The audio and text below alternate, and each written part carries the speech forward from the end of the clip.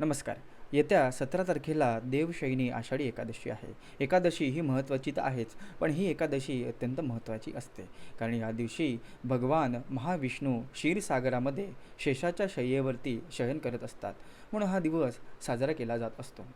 एकादशीला खूप महत्त्व आहे आणि एकादशीचे व्रत केल्याने आपल्याला अनेकानेक फायदे होत असतातच.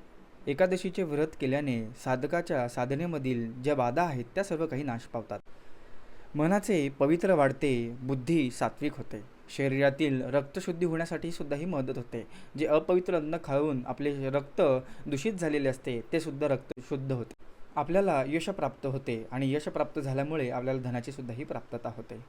तर अशा वेळी आपण काय करून भगवंत कृपा अशी प्राप्त करू शकतो आणि एकादशीच्या व्रताचे आपण फायदे घेऊ शकतो, हे सर्व काही जाणून घेण्यासाठी मी या व्हिडिओच्या कॅप्शनमध्ये आणि किंवा कमेंटमध्ये सर्व काही माहिती नमूद केलेली आहे, ती एकदा वाचून घे.